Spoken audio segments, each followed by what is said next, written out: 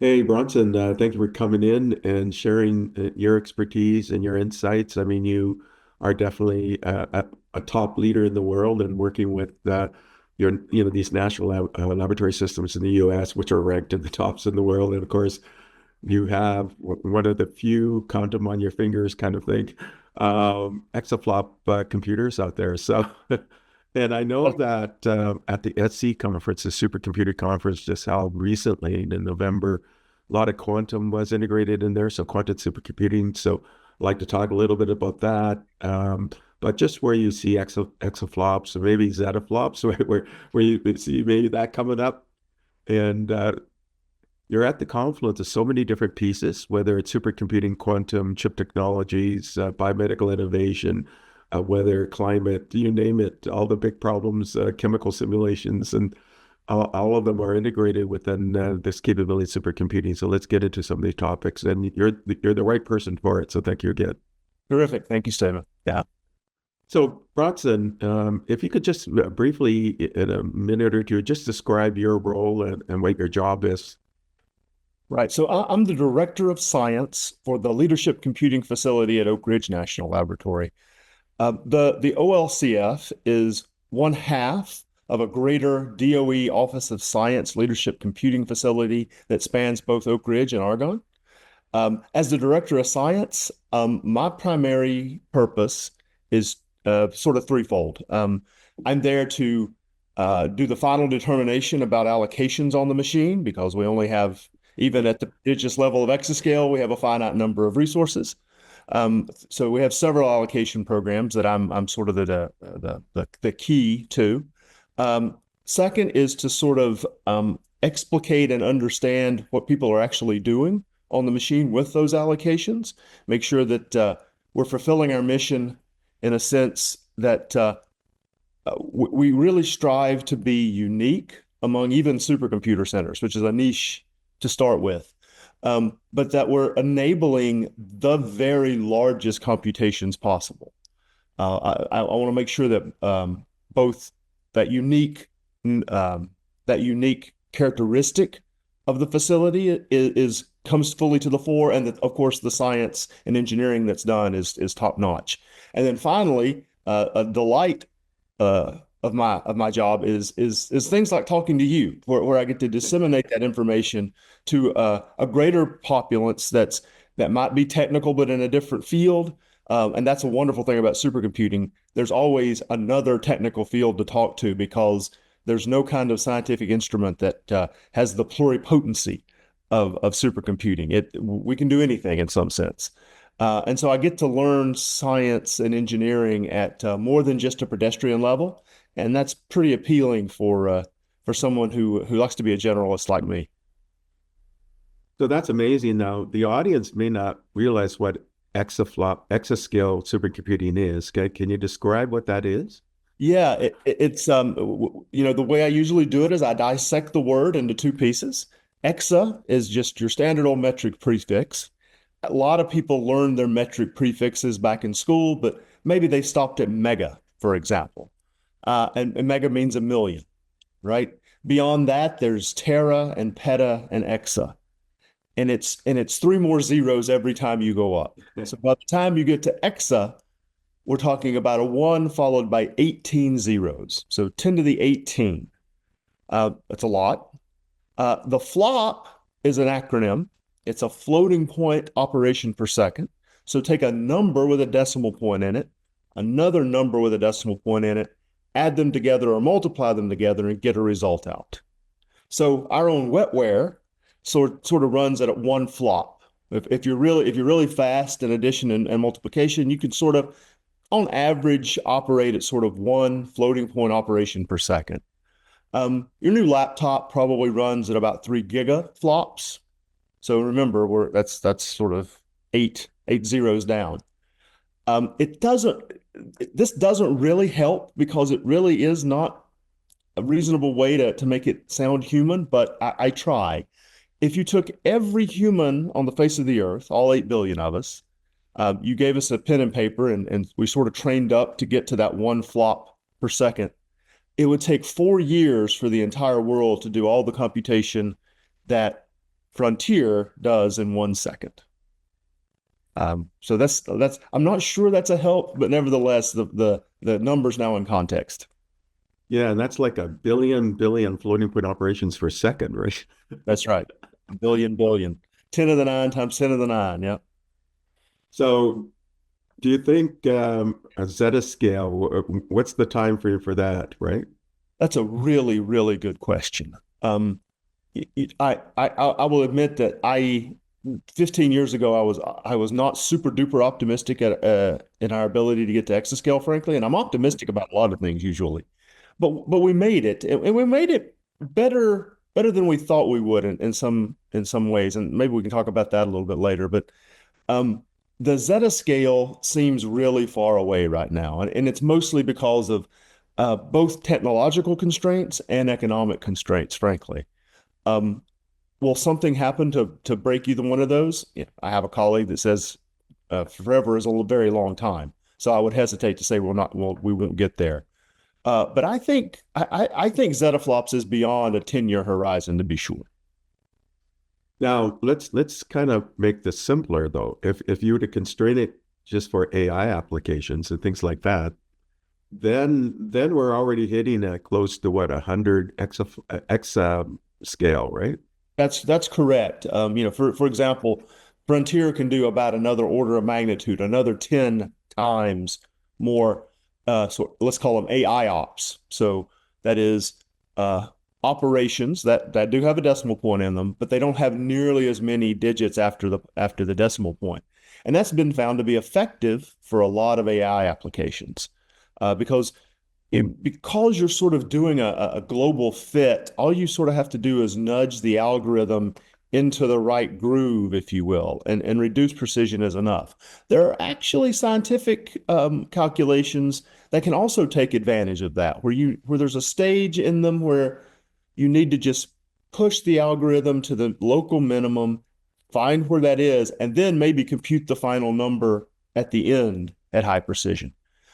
So I can see a future where we have really high performing mixed precision for any number of kinds of calculations, ranging from AI to what is now called traditional modeling and simulation, and sort of everything in between. And we're already living in that in between in a real sense. Most of our projects have a base in modeling and simulation and make us extensive use of AI tools.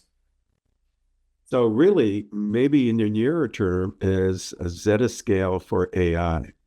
I think that's probably quite achievable, actually. I mean, if you were to aggregate all of uh, all of the major hyperscalers, AI flops, reduced precision flops, they're probably getting close now.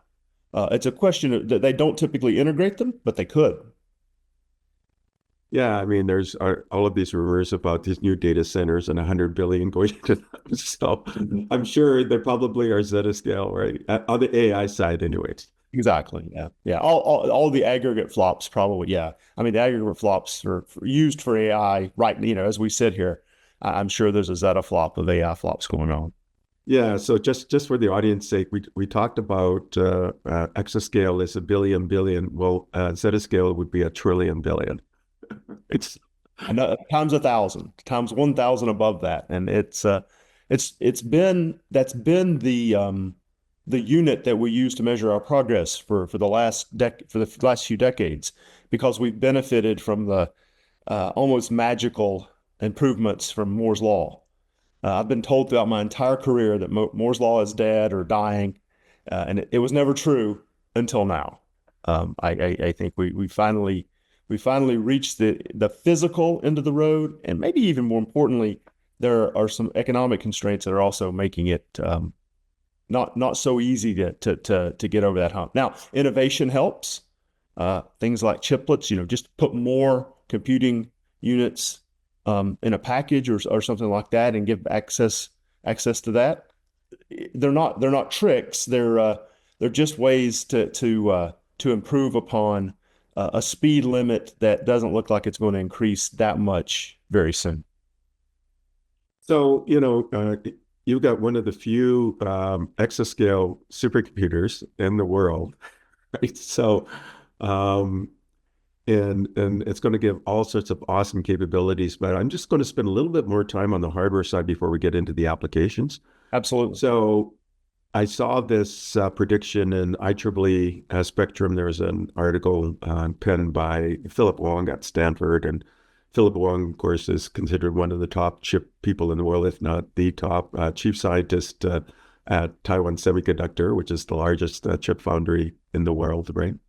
And years ahead, typically of other foundries as well. So, um, and I saw the article, and he's predicting like 1 trillion transistors now within, let's say, a decade onto some kind of wafer, right? So, and I think the Blackwell has what 208 billion transistors. So there's this underlying chip technologies. Um, I also see these kind of chip technology or these other kinds of technologies like thermodynamic computing, and then also probabilistic computing. Do you have any thoughts on that, or is that too outlier? The, there's a whole panoply of of innovation in those kinds of alternate computing spaces. Stepping away from microprocessors doing what I would call normal old von Neumann computing, right? And the driver for much of that is the constraint from Moore's law, sort of not providing us the pure, raw, and mitigated speedups that we've seen. Those trillion transistor microprocessors, I'm sure they will come to the fore, but it will be a matter of increasing the total size of the processor itself, right? You just lay down more. And you could easily get into a situation where you make it so big that you have to, it matters what part of that huge wafer you actually do computation on, which is a sobering thought when you think about how to program them. But any number of those kind of future technologies, neuromorphic computing would be another one that I would put in that bucket.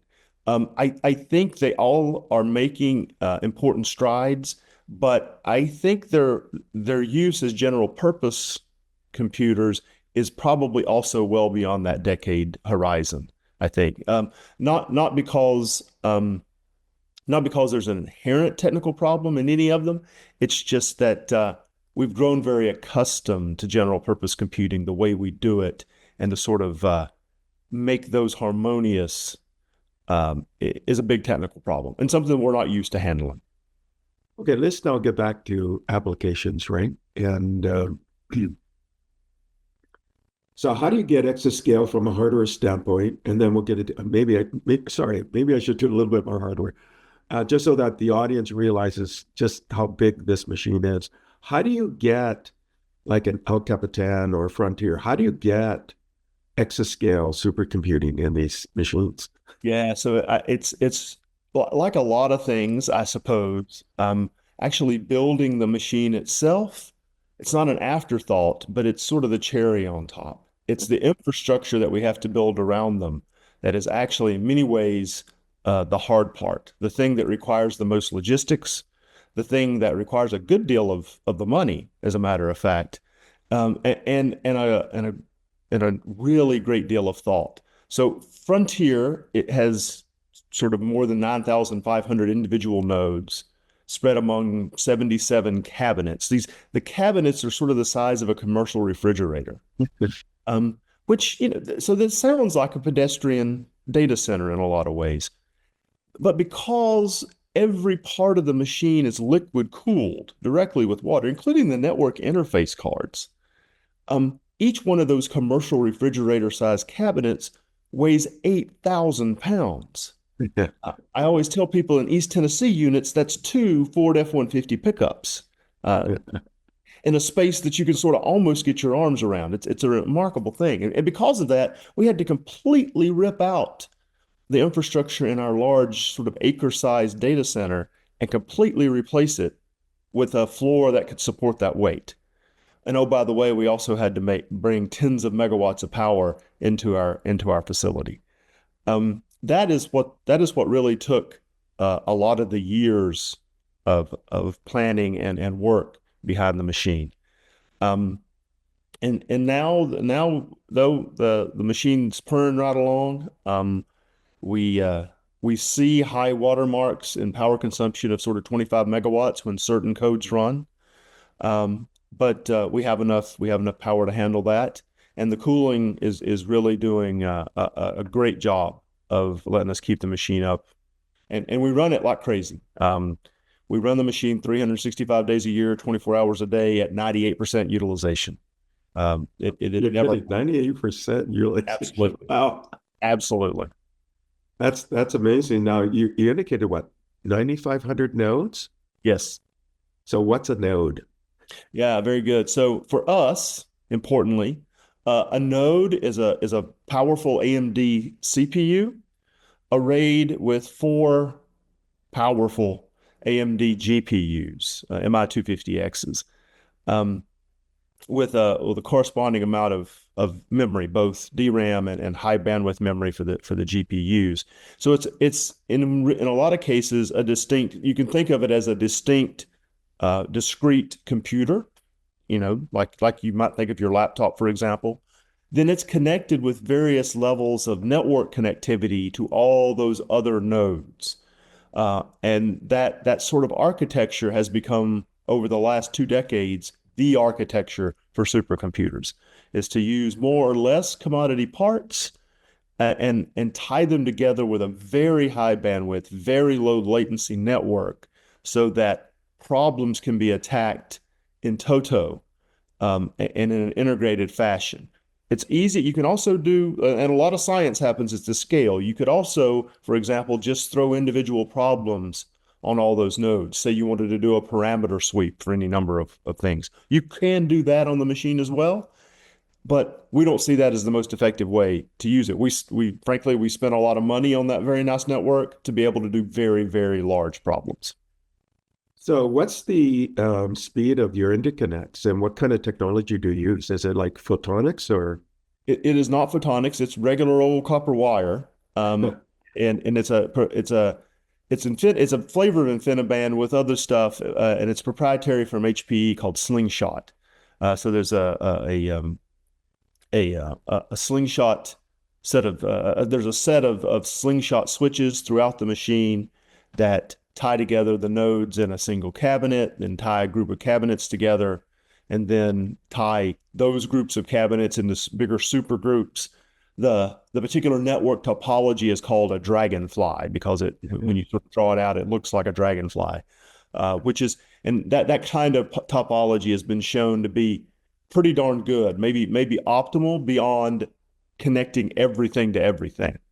And that's sort of why we picked it. It was sort of a balance between having to spend maybe an order of magnitude more money on that interconnect, but still getting really good performance for most jobs. And then what kind of software do you run to manage this thing? That's a really good question. So people, I guess it would come to a surprise. I'm always a little bit shy and taken back that people don't realize what the main operating system and all that kind of stuff on supercomputers is.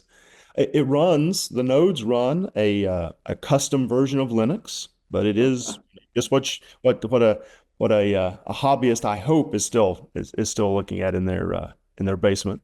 And the way that you tie the nodes together and solve bigger problems, there's several ways, but by far the most popular way is a library called the message passing interface, where we divide a problem like the map behind you Steve. If I want to do a climate simulation, I would divide that total globe up into smaller pieces, and each one of the nodes would get some square part of the globe. When wind blows from one square to the other, I have to find some way to communicate that to the node beside me in that topology. And I do that by packaging up the data, sending it via this library, and having the other side unpack it. So it's non-trivial to write code like that. There's extensive experience, and once you sort of get the hang of it, it's not so bad. But it does require custom software in a lot of ways. For the most part, all the cycles on our machine, although there's a bunch of Python that happens both sort of before big simulations get run and after big simulations get run, especially if the data are going to be used for training for an AI model.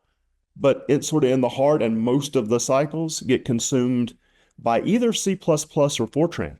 And Fortran is still an incredibly important language to supercomputing. I always say the reason is Fortran has multidimensional objects, multidimensional arrays as a first-class citizen, and that's most of science.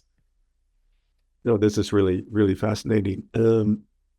So now let's get to the application. So let's say I'm some kind of computer scientist. I'm sitting in a lab at Oxford or in a government facility in Norway, and I want access to this kind of computing. So what kind of applications are available? Or what kind of applications are typical? What applications are non-typical? And then the second part is, then how could I get access? So first of all, what are the applications that this thing is really good for? Right. So as I sort of obliquely referred to earlier, the answer is everything. And I don't say that I don't say that just to be flippant, but it really is true. Now, maybe we can peel that back just a little bit. First and foremost, we're a DOE Office of Science facility. That's who pays the bills. And so we are very attuned to DOE mission science for the Office of Science. So that consists of applications and scientific problems from a variety of other offices. Biological and environmental research. So that's a lot of climate modeling, regional weather modeling, genomics for biology, molecular biology for things like drug design or understanding plant interactions, basic energy sciences, which really means material science and computational chemistry, with an eye towards developing things like battery materials, catalysts for either things like carbon sequestration or cleanup otherwise, fusion energy sciences. So I have no doubt it's almost one of those ubiquitous things, and I'll refer to another one in a second, but I bet you anything that a lot of the folks who are listening to us have seen pictures of cartoons of fusion energy plants, right? And they've seen sort of the wiggling stuff in the middle. That's the hot plasma where the fusion actually goes on. That's a huge focus for fusion energy sciences in the Office of Science, and you have to have a big computer to be able to study that. You can't build a tokamak, destroy it every time you get the answer just a little bit wrong. It's better to do the experiment in silico. Nuclear physics. So that's a particular interest of mine, especially, sort of how did the elements form? Where did all the gold around your neck come from? Where did all the iron in our blood come from? I'm very interested in that question. And then high energy physics, which includes, the understanding of fundamental elementary particles, as well as the understanding of where did the overall structure of the universe come from. So we do spend a lot of time in those kind of scientific endeavors. But the machine, because of our mission statement, which is ensconced in a law, the High-End Computing Revitalization Act of 2004, we're open to the entire world through one of our big allocation programs called Insight. But that's the bulk of the time that we offer every year. So for the most part, anybody on the planet, not sensitive countries, we can't have a PI from Iran, for example, but for the most part, everybody can get on. And typically, our mix on the machine in a given year is for that very large allocation program is 15 to 20% foreign to the U.S. And there's overlap, but another 10 to 15% of industry users. So not folks who are sitting at a federally funded R&D center or a university or something like, but are actually sitting in a company. Typically, what we see is folks who want to be able to do non-proprietary work on the machine and publish it in the open literature because they're either curious or they want to try out, what they want to see if there's a value proposition for them or not. But we do have the ability to do proprietary work, and you can do it. You can do a little bit of both, for example, through our allocation programs. That allocation program, it has a high bar. People compete. We're typically 4 to 5 times oversubscribed in a year, in terms of proposals versus the number of hours we have. If you want to sort of get your feet wet and try to see if computing at this scale is something that you really like to do, we reserve 10% of all the time in a year for a director's discretionary program, and I convene a resource utilization council literally every week to review proposals for that program on a weekly basis that come in through a simple web form. And we basically try to decide, will these folks be able to use the machine to a useful end to do the work they're interested in? And will they have a good experience? Are they sort of aiming for something that'll be um, something they can replicate, use in the future, grow upon, those kind of things? And the acceptance rate for our DD program, therefore, is pretty darn high. We want people to realize the power of exascale computing, and we have no interest in sort of being gatekeepers beyond making sure you have a good experience. So, you're going to provide a profile for this interview, and within your profile will be a link where people can submit applications, right? Correct. So it's a very simple process. It's a simple web form. It does ask for all the information you might expect, demographics of the PI and other people who will be on the project, then a description of what you want to do, and a little bit about the technical details of the problem and the code you'd like to bring.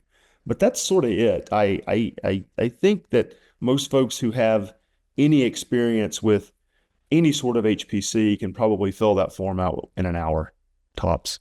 Yeah, and just for the audience, again, if they're not familiar with HPC, what does that term mean? Yeah, high performance computing. So I think most companies have any company that's building something that has real technology in it has at least dabbled, it seems to me, in HPC, high performance computing. That's a catch-all phrase that is starting to lose a lot of information content as a lot of the computing becomes high performance. But it means, I think, useful for this purpose. It means the kind of computing I described in detail just a little while ago, using a machine that's set up the way Frontier is, a Linux operating system, a bunch of nodes, a bunch of memory in each one of those nodes, some way to communicate between the nodes so you can do bigger problems, that sort of thing. So you just mentioned memory again. So just kind of harking back to sort of the hardware kind of questions. How much memory does this thing have? And then how much storage does it have?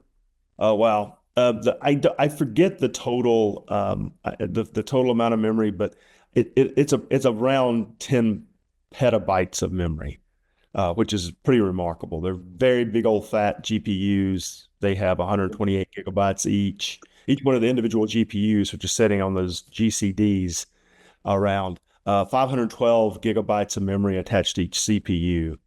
There's a prodigious amount of memory. There's also on each node a 3.8 terabyte flash drive, basically, that you can write if you need to as your computation goes along. That's all attached to a storage system that is approaching an exabyte in size. It's a little over 700 petabytes when we format all the disks. And when you're setting on Frontier and doing work, it just looks like one big disk drive. It's several thousand individual disk drives, but it looks like one big disk drive where you can write the data. Um, and that's an absolutely essential piece. That storage is also cross-mounted to smaller resources, so you can do analysis on smaller resources when you need to without having to move the data from one place to another. We, in fact, have projects who their data will never move out of our data center. Right? We have a couple of projects that have tens of petabytes of data that they have produced through simulations, and they'll simply never move them. They'll do all the analysis there on our machines. So what are the fault tolerant kind of capabilities, and how do you handle backups and things like, I mean, how do you ensure that this thing is 24/7, 365, right? That's a wonderful question. So um, the big answer is for fault tolerance for a running job, we hardly do anything. It is important to us what the mean time between failure of individual nodes is, and we work very, very hard to get that very high. But one of the things that our staff spends a lot of time on, we have staff that range from, they cover the gamut of what you would expect. People who run the computers themselves, people who pick up the phone or answer an email if you have a question or a problem. We also have a sort of 1/4 of our staff are PhD scientists in these various scientific fields that we discussed earlier, but who have extensive experience on the machines and machine like them. A lot a lot of what they do typically with a new project is one of the first things they do is they modify the software they have so they can checkpoint and restart the run, so that if anything happens you find out a clever way to write the state of the calculation to the disk so that you can just pick up where you left off um, the next time around. That usually takes a fair amount of engineering, but it's something we have extensive experience with, and it's absolutely essential, especially for the most challenging big multi-physics problems that are going to take, weeks or months to run. And that is a typical runtime for some of our largest jobs. Overall, it would take weeks or months to run. So resilience individuals sort of build in themselves with our help. Um, Backups to that big file system, we don't back it up. We do back up other smaller things. We don't want you to lose the inputs to a calculation that you obtained somewhere else. But we're hoping that if you run smaller jobs, the data loss wouldn't be too bad. We can always rerun. And for a lot of problems, it is possible to make an argument that it is cheaper, more efficient, sort of better to just rerun the calculation than to try to back up all those data. That's sort of what we rely on. One thing that you didn't mention that I think might be tied up in your question, though, is cybersecurity.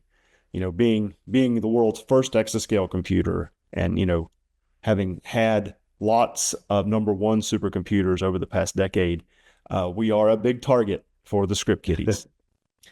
We have a large cybersecurity team that work all the time trying to keep folks out.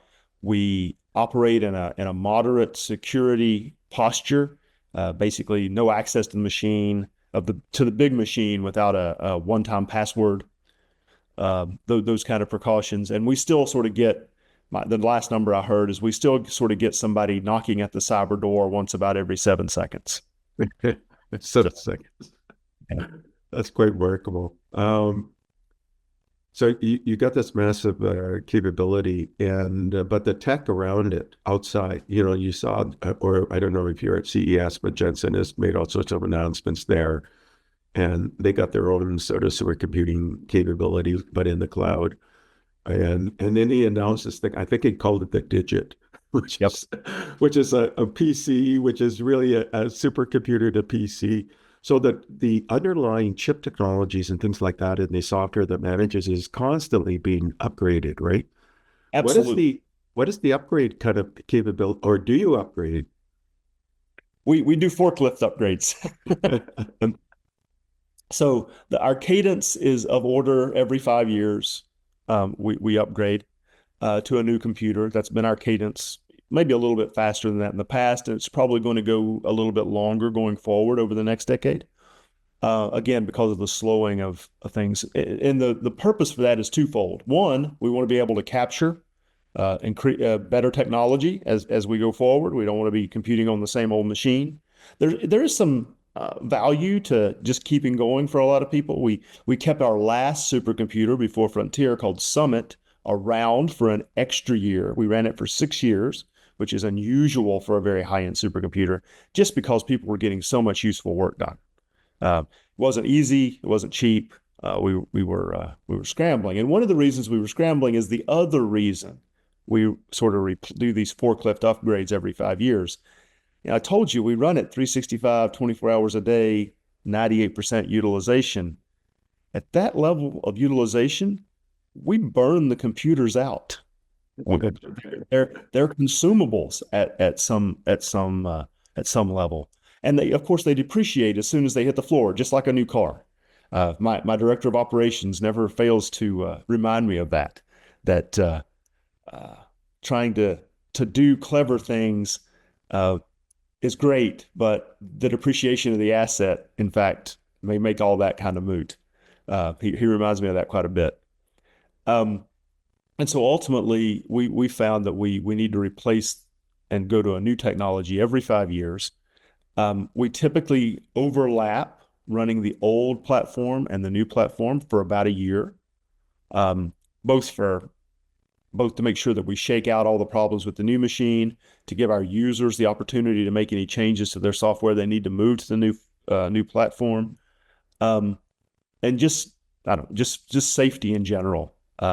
That does provide a constraint. We have to have enough space, power, and cooling to be able to accommodate two, leadership class supercomputers at a time, and that can be a challenge. So, there was this supercomputing conference in November. Can you talk about that conference? Because it's got everybody, it's the foremost conference in the world. Can you describe that conference? It is the foremost supercomputing conference in the world. I'm almost positive they had a record number of attendees this year. I think it was close to 18,000. Um, it really is, and it's a motley assortment of folks. I I always marvel, folks who are in the technology sector, folks who are concerned about the business of the technology sector as it relates to supercomputing, and now more and more to just AI in general. We saw a lot of folks, a lot of exhibits, a lot of talks, a lot of panels about both the use and the building of AI on large, high-performance computing resources at the conference. This year's conference was in Atlanta. Took a good chunk of the World Congress Center to hold it. I was lucky enough to be on a panel to the plenary panel that kicked the conference off. I think that's the biggest number of folks I've ever spoken in front of. But our question to the question to the panel was just what do we use this much computing power for? What do we use exascale computing power for? And again, and I was able to deploy my everything answer, and I think that actually resonated with folks. And then so supercomputing is very much where new things get announced for HPC in general, for very high-end supercomputing in particular. It's very much where all the action is at any given year. And I don't think it's going to get any smaller in the near future. I think that the pressing need for high performance computing and or AI, as it sort of pervades almost all industries, is going to increase the number of folks who are interested in, per se, the technology and the way of doing things that has been developed over the past few decades.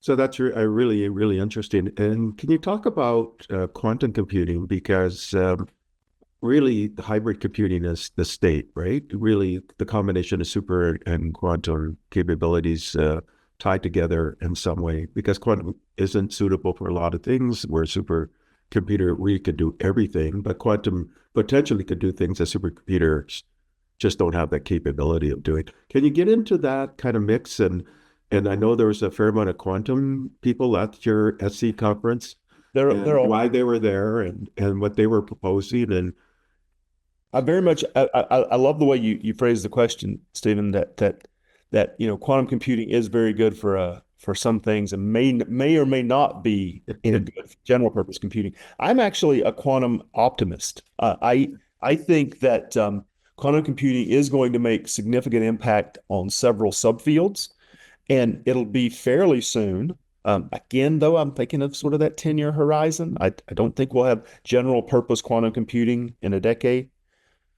I actually think that it's just like what you said. The first the first real concrete use of quantum computing will be in the form of having a quantum computer be an outrigger to a traditional HPC computer, and where they're allowed to talk in a very high bandwidth, integrated way to one another. And that, for the most part, the quantum computer will be used to solve quantum problems.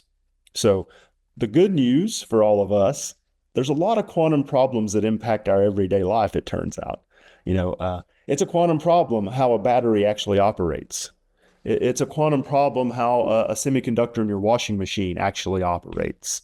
And then there are other quantum problems that are bigger. It's an inherently quantum problem to try to figure out, now that we know that subatomic particles called neutrinos have mass, they actually change types as they go through space. That's an inherently quantum problem, and it seems like it's just a triviality, but it could have direct impact on, for example, how much gold and uranium there is in the universe. And so all those quantum problems connected to bigger multi-physics problems, I think that's going to be the first place where quantum really makes an inroads at the very tip top of high performance computing. We have a group at Oak Ridge who's looking at using quantum computing not only for those kind of problems, but for more general purpose. For example, incompressible fluid flow. So I put water in a system and I want to know how it actually flows. Water for the most part is incompressible. You can't squeeze it and make it change its density very much. Turns out that kind of a fluid flow problem reduces to a matrix equation, and quantum computers do a pretty good job of solving small matrix equations. The problem will be in we're having flashbacks and motifs throughout our conversation here. The problem will be infrastructure. The quantum computing currently, and this is the big obstacle and horizon for quantum computing. Quantum computing relies completely on the ability to be able to reduce the noise in the quantum system that you're using to compute to an acceptable level so that you actually can put inputs in, get outputs out, and get the answer out before the entire quantum state sort of collapses because of interference from the outside environment. That typically, for example, today, that typically means things like refrigerating the system down to close to absolute zero. That's a whole nother level of infrastructure that would have to go into data centers to be able to allow quantum computing to really come to the fore. So a way to have something that's a little bit closer to room temperature quantum computing, I think, is an essential obstacle that'll need to be overcome before we see its widespread use. So I'm just going to do a quick time check live in this interview. Can you go beyond 8 Pacific time or 11 Eastern? Sure. Okay. Yes. Okay, so quantum computing is very good for quantum kind of small or problems that are quantum based, right? Quantum physics based, right? Or nature based, or it's really good at. So things like drug discovery, chemical simulation stuff, molecular interactions. It could be used, like you said, for new kinds of batteries, or it could be used with cold matter physics, which applies to new kinds of superconductors, semiconductors. As you mentioned, fusion is a complex area, and quantum could work in this area, but also supercomputers are very good at this kind of stuff. Actually, supercomputers are doing all of this as well. It just quantum maybe to do it in a way that supercomputer faster than what is. Yeah, well, maybe the way to think about it is, for example, for those problems with batteries, for materials like you said, the HPC resource can do a single simulation pretty fast. Right. But the problem is you need to do thousands of instantiations and check out all the possibilities. That's the real quantum advantage for a lot of these problems, is that you can explore the entire parameter space almost, not quite, but almost all at once. That's really where a lot of the quantum advantage comes in for some of these problems, is the ability to not just do sort of one simulation, even a parallel simulation at once, but to do lots of parallel simulations at once. Yeah, and I guess people are thinking portfolio optimization and financial services. It could be Yep. logistics is a big issue, right? How can you optimize in any optimization problem that? But there's niche applications people are already tackling, like D-Wave is saying, they can do niche applications. It's not quantum universal quantum, but quantum annealing, so kind of like a little niche area. And they've got commercial applications. People are actually using it. Yep. And We just had a publication from JP Morgan Chase using our quantum computing user program to do an optimization problem. So can you name some other ones, because they're public, right? they are public. Who's in that program? That's the first publication we've seen of that kind come out. So that's the one I feel secure about talking about. It's on the archive preprint server, so where people put scientific work, and it's exactly what you would expect from a bunch of quants. It's a great mathematics paper about the optimization problem they actually did. That's good to hear.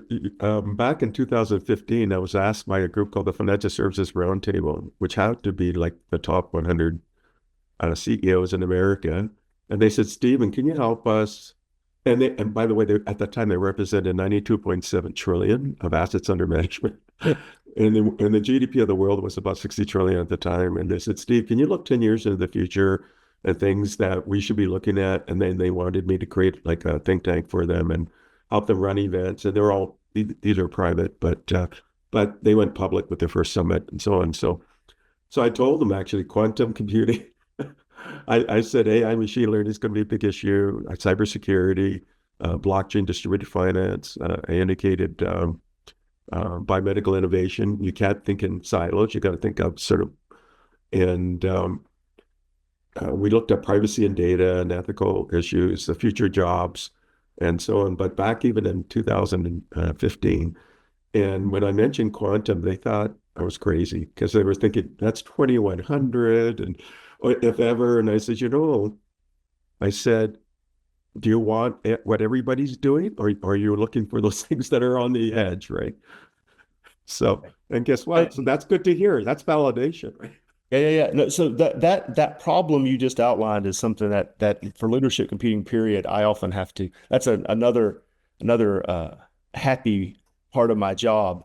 Folks, and it doesn't matter if it's industry, it doesn't matter if it's investigators at a university who do the same sort of risk calculus for their and more pure investigations, let's call them, than anybody that as anybody in industry. I tend to have to talk them into freeing their mind a little bit. Well, don't think about even four incremental steps from what you're doing. No, you don't understand. You have 10 petabytes of memory and an exaflop and 2 exaflops of computing power available. What do you really want to do? What do you really want the answer to? At least, the very edge of your mental framework for what you want. Aim there, and we'll pull back as appropriate. But aim there first. That's the important thing. Don't try to even skip 2 or 3 steps down your incremental roadmap. Go beyond and work back. Because so much of what you're doing, because it's a public facility, it clearly is going to be some classified work, which nobody will see. But let me comment on that. We do no classified work whatsoever. Oh, you're kidding. Our facility is completely an open science facility. Wow. We do proprietary work for industry. That those data are protected. And we do also have ways to ensure that we have HIPAA protections if we use data, for example, from patient records to do an AI project or something like that. But we do absolutely no classified computing. Our colleagues on the National Nuclear Safety Administration side of the house, Livermore, Los Alamos, Sandia, they do all that. We're the Office of Science. We do completely open science. That is good to know. I'm glad we did this interview. Because then the world knows, right? And then that means they can get all sorts of insight by looking at what you're doing, right? Because it's public. That's right. That's important to us. Again, it's the way we, for example, industry projects. That's basically our currency. We want folks to come in, solve the problems that are important to U.S. industry, get competitive advantage by applying the power of exascale computing. But sort of our payment, if you will, is the publication that comes out and is disseminated to the rest of the world. So on your facility then, on the Frontier exascale system that you have, do you know of any projects that are related to large language models and playing in that field?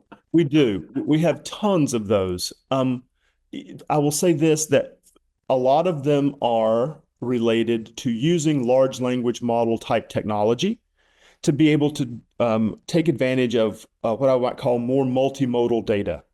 So scientific data from sensors, scientific data from previous generations of simulations, for example, and then using the same sort of large language model technology to build LLMs from those multimodal data. That's typically the kind of things we see. Or taking a large language model and doing an embedding for a particular purpose, for a particular science or engineering purpose after that. We're not competing with OpenAI or Google and trying to build our own foundation models. But I think there will be a push in the coming years for there to be foundation models for scientific research, Yeah. particularly. So, but right now we're sort of doing LLMs, um, not by themselves, but usually in concert with other kinds of computing. But the AI period is sort of completely suffuses the workflow for most of what we do now. Again, if you start a project and you want an answer, you use AI to do a design and experiment to tell you which simulations you're going to actually do and carry out. When it comes time to do the simulation, you built an AI agent or an AI model to replace some component of that simulation, a part that you don't either know the physical answer to or something that you want to vary within the simulation. And then at the end, I want to be able to do things like anomaly detection or have an AI agent help me look at the data and actually divine the usefulness out of it. So people are using AI and machine learning tools throughout. And I wouldn't say that the LLMs are an adjutant or separate from that, but they're sort of an adjutant to it. So what you're saying is that really across a lot of the projects, then AI is integrated in some way, right? Completely suffused is what we do. Absolutely. That's really interesting. And do you have people playing with some of the frontier areas of AI research, like Kolmogorov, Arnold networks, Kahn networks, things like that? Or Yeah, there's this Titans architecture that Google's playing with that people are looking at. we There's do. this, yeah. Yeah, that's the other sort of axis along LLMs that people are looking at, or especially the Kahn algorithm, as you mentioned. Um, it is algorithmic work, especially related to LLMs. So yeah, we have, I would say there's a fairly steady drumbeat in our director's discretionary program to look at those kind of things. So, and this kind of puts you on the spot. So I don't know if it's not it's an unfair question just for the audience, but Okay. can you name maybe some of the interesting architectures that people are looking at right now outside of just pure transformers? So I would, except they just started their projects, and I don't want to let their competitors know that they're working on it on our machine quite yet. So Okay. All right. we typically hold until we actually make public announcements of who's computing. We try to hold that back so people who've invested in writing proposals don't get scooped. So Yeah, I can imagine there'd be probably some categorical stuff in there. There'd be con clearly because it's really interesting. yeah, The Titans, that new architecture, I think is really interesting. There's Transformers Squared, second stuff. I mean, there's just a lot of work coming out that I had a conversation with Jeffrey Hinton about a week ago, just over a week ago. And of course, he won the Nobel Prize in physics for his work in AI, but he's saying this is not a dead end. right. So, I think yeah, and having enough computational power to actually get to results, I think, has led to this theoretical renaissance in AI as well. Right. right. You're able to test ideas that frankly have been around for quite a while, but now you can actually carry them out. And oh, okay, that spurs innovation in a given direction that wasn't. It was probably possible before, but you didn't have the catalyst to actually start going down that road. So you really are at the sort of conjunction of like, in a sense, chip technologies, because they're really powering what you're doing. There's AI integrated everywhere. Transformational science is being put on your system, right? So things like green chemistry would be there, evolutionary history, and how that could be done on supercomputing. There could be anything to do with the health and very nature based. Anything to do with different types of physics would be there because of the capabilities. I mean, like you said, everything, right?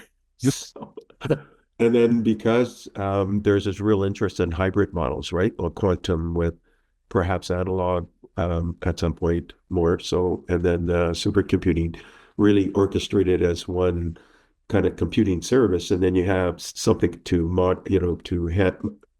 moderate how that works, right? To orchestrate how that works. Right. Do you have any of that orchestration software? So let's say somebody wants to or not.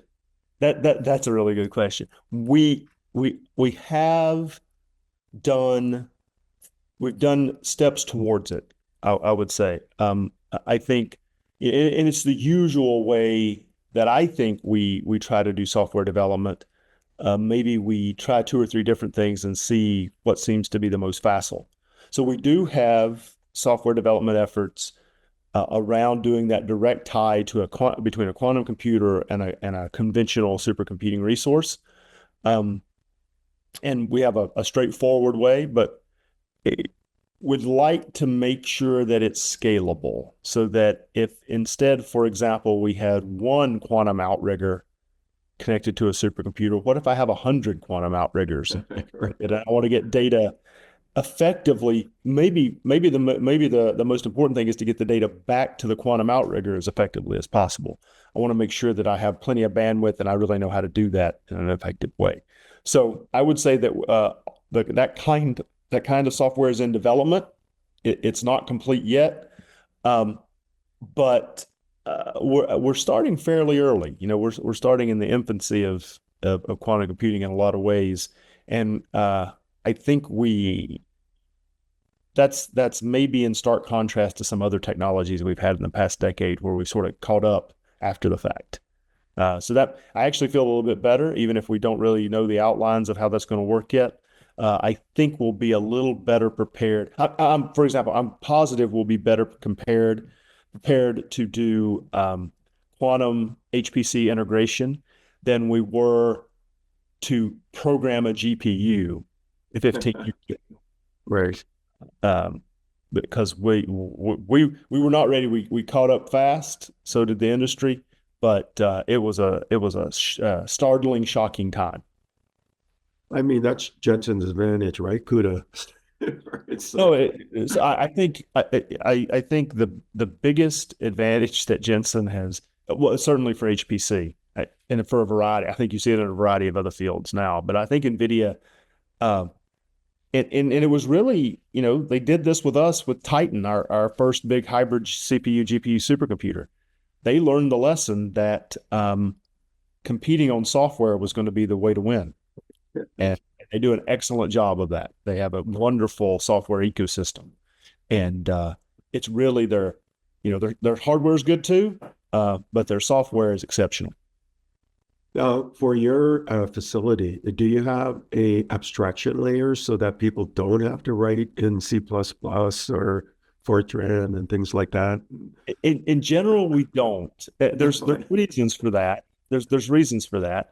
One, we want to make sure that we have bespoke solutions for every single project. We have relatively few projects, again, because we're so concentrated on the very tip top of capability. But and for the most part, the practitioners that we typically deal with are adapted at C++ and Fortran, or whatever they're using, Python, other code. I'm overgeneralizing that those are the only two modalities, but they do dominate. That's one thing. So we want to make sure that people are close enough to the metal that they can get all of the horsepower out of it.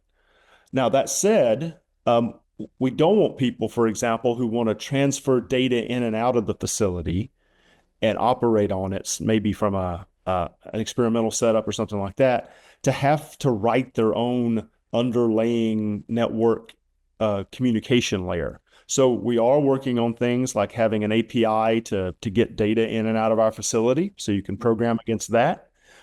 We do have data portals and portals that allow you to launch suites of computational runs in a very straightforward sort of uh, point and click way through a web browser, those kind of things. But ultimately, the code that's going to run, we want you to have a good understanding of. We want to help where we can, and that's we found that that's the most effective way. That's the biggest lever arm we have to really help projects achieve their goals. That's really, really fascinating. Now, as you mentioned earlier, um, it's kind of good to be on the edge in a sense. So don't think, 4 steps ahead, think more steps ahead. Mhm. So I'm going to ask you to think uh, 200 steps ahead. What do you think the capability is going to be look like in the next 10 years, let's say? Yeah, I think the 10-year horizon is pretty turbulent one for the very high end of supercomputing. I think that for example, the machine that we field, let me go just a little bit farther and let me go, the one we field before 2040. It'll be multi-exaflop, but it won't be zettaflop for high precision calculations. It'll be zettaflop for low precision work. It'll probably have a quantum outrigger, and one that we can admit into our data center without having to do a lot more work. So I just did the thing that I told you that people shouldn't, and that is I did incremental, right? Now, so let me go the other way. Um, Most of the scientists that I deal with, if I were to ask them, what do you really, really, really want? If you were the king of the universe, what do you really want? And they still think about, they don't want to just be told the answer. There's no fun in that. That doesn't aid human understanding. But computationally, what they want is a computer with one almost infinitely fast thread of execution, an infinite amount of memory, and infinite memory bandwidth. That's what they really want. So, what technology trends will push us towards that? I can imagine that we could have technologies that are application specific, in a machine that sort of is divvied up among different fields. I think that I'm looking maybe for a renaissance in things like processor and memory work, to try to really, really increase memory bandwidth and get us to that place. I think there's basic physics reasons, thermodynamics, that could be a hard problem.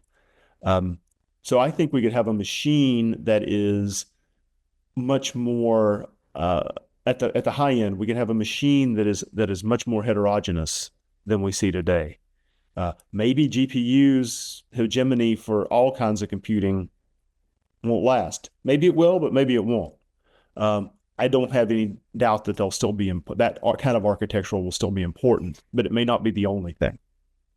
Do you get people approaching you on things like probabilistic computing, and I mean, there's companies in there already, thermodynamic computing, which is really, to me, anyways, it's interesting what maybe the possibilities are.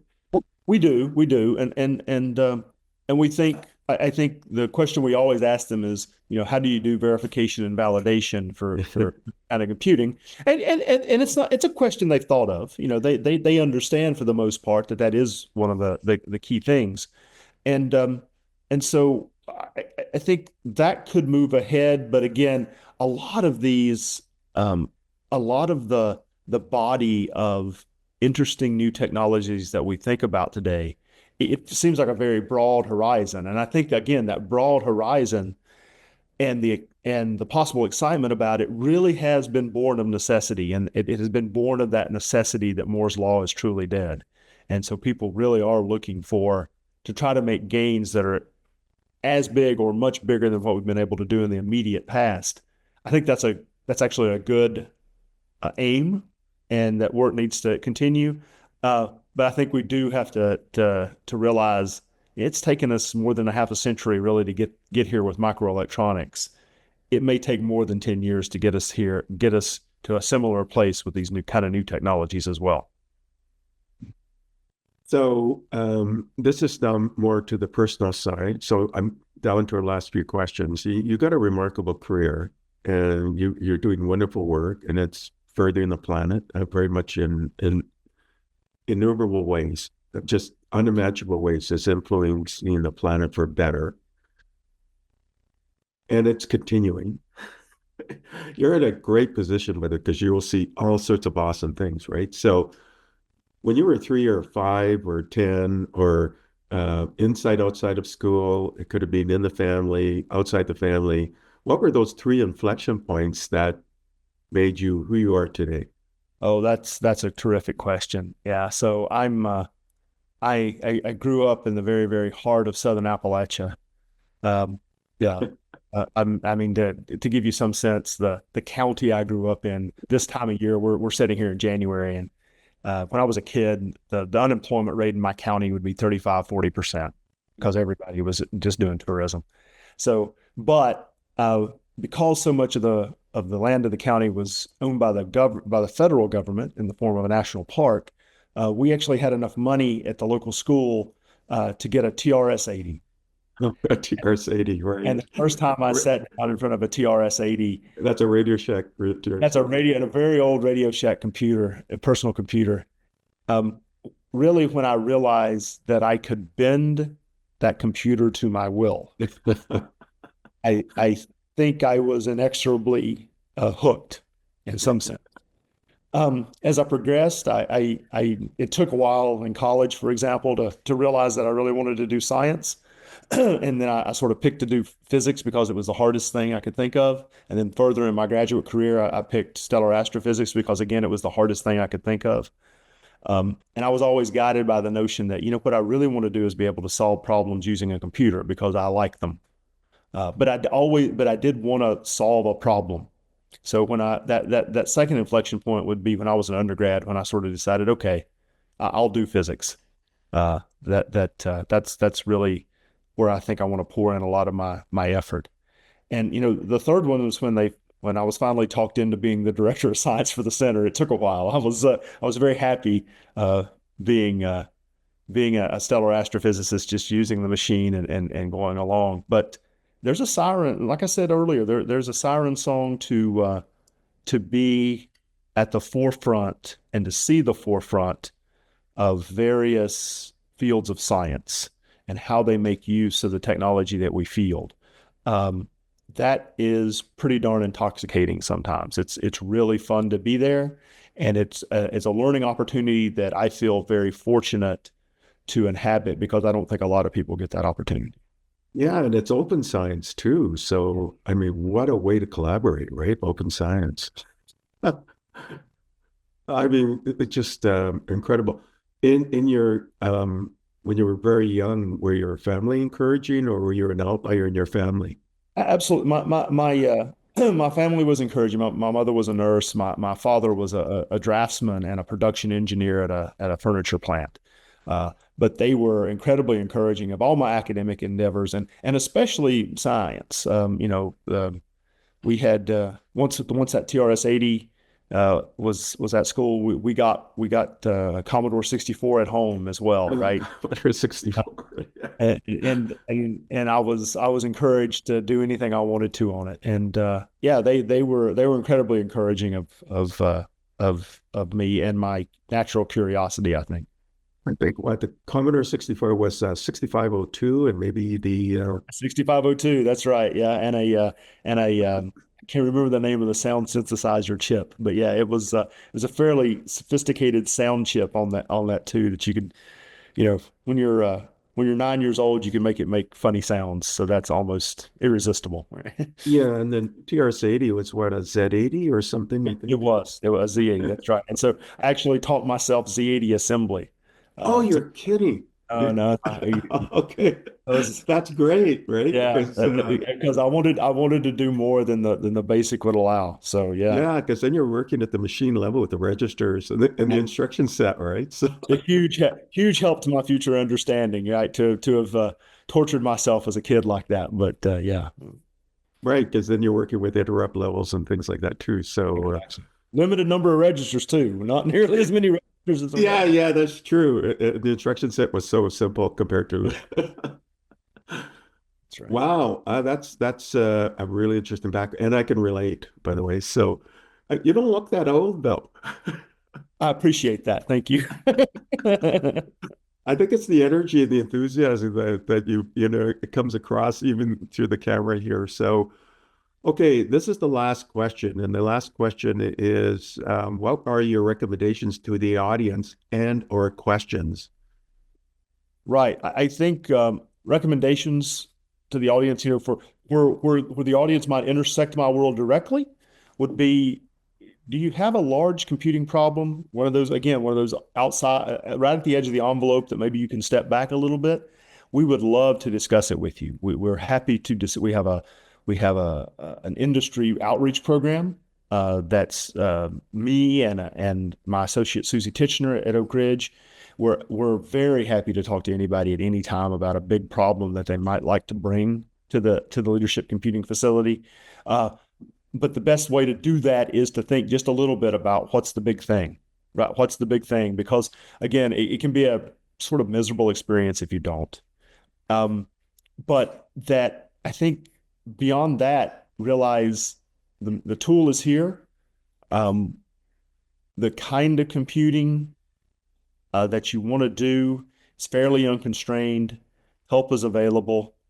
And I think I'd love to hear. I'm always on the outlook for new big problems, whatever they are. And so that would be a terrific outcome from the audience if I could hear about some new big problems, and we could figure out together ways to solve them. That would be a terrific outcome. Yeah, and in the profile that you're submitting will be links to how to get these discussions going, right? Correct. Maybe some questions you want to leave the audience. I think a question that I might like to ask your audience would be, do they think that they are getting all the value that they can out of the way they're doing computing related tasks now? And if not, why is that? I think that's a big question for a lot of folks that they don't, it's hard to keep that question in mind and then also bring in the mail all the time, right? Which is what we're all trying to do. That's one big thing. And then again, are you solving the biggest problems you possibly can be?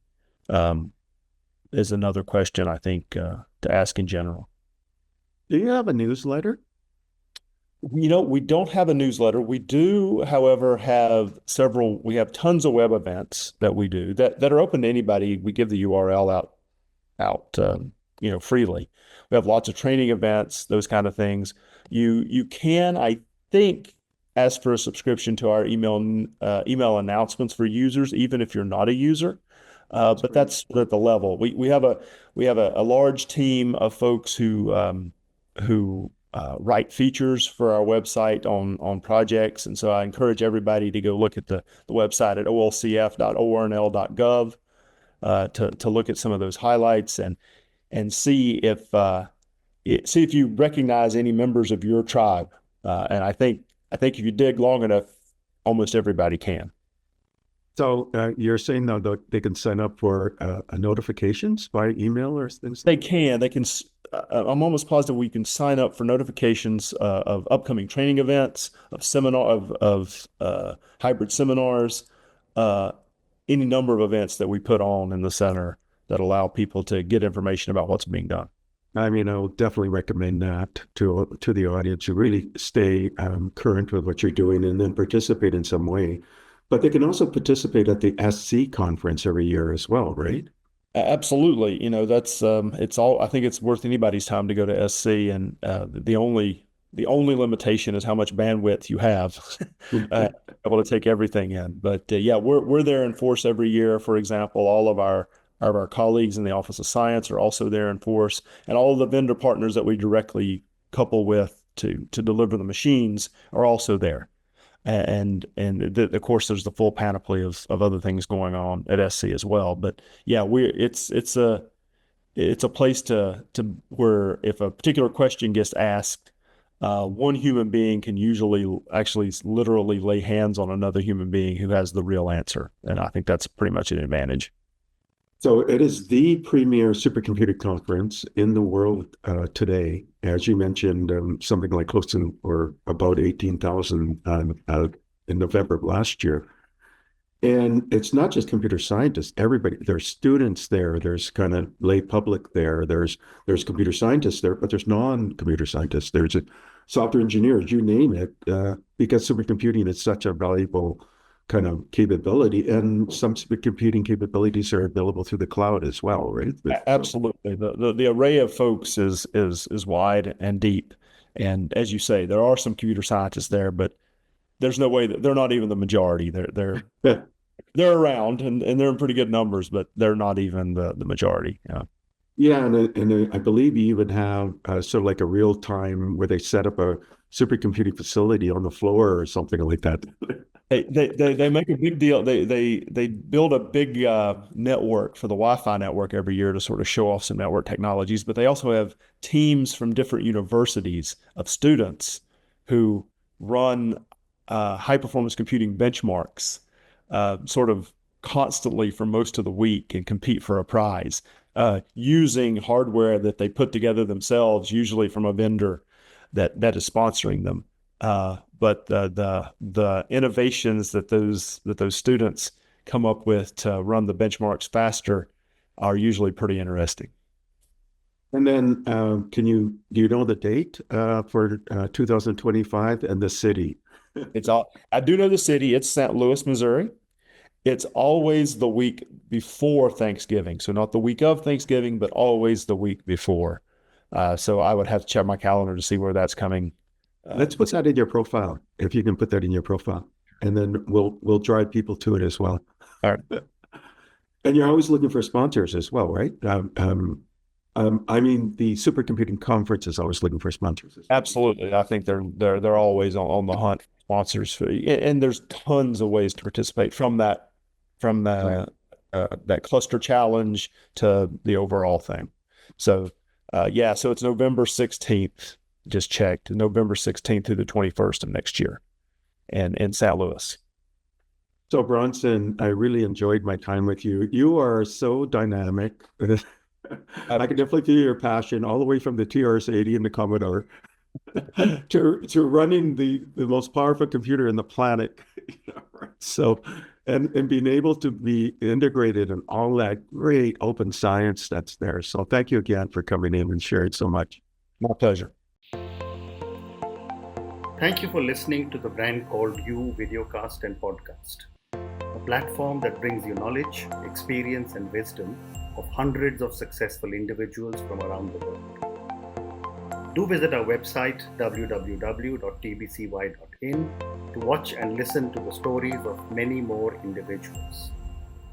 You can also follow us on YouTube, Facebook, Instagram, and Twitter. Just search for the Brand Called You.